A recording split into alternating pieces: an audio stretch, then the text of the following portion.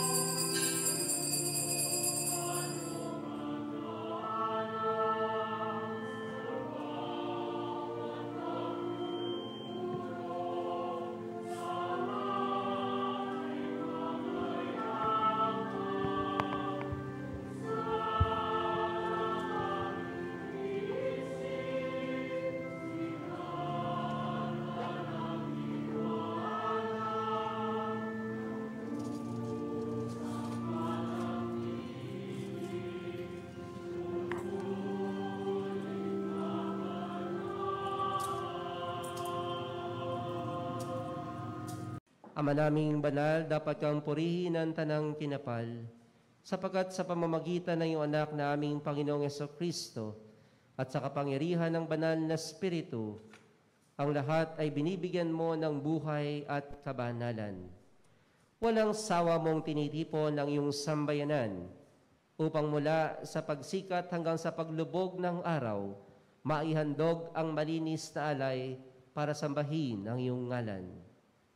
Ama, isinasamo naming pakabadalin mo sa kapangyarihan ng iyong banal na Espiritu ang mga kaloob na ito na aming inilalaan sa iyo.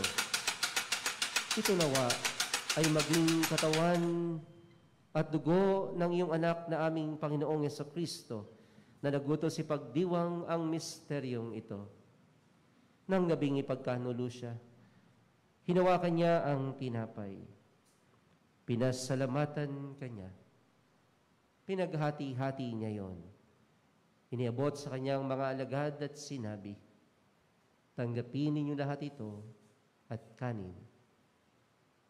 Ito ang aking katawan na ihahandog para sa inyo.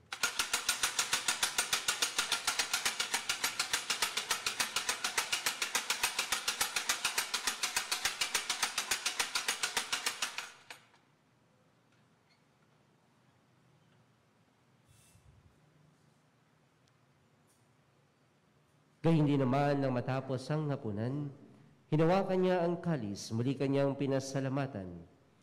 Niabot niya ang kalis sa kanyang mga alagad at sinabi, tanggapin ninyo lahat ito at inumin. Ito ang kalis ng aking dugo, ng bago at walang hanggang tipan. Ang aking dugo na ibubuhos para sa inyo at para sa lahat, sa kapagpapatawad ng mga kasalanan. Gawin ninyo ito sa pag-alaala sa akin.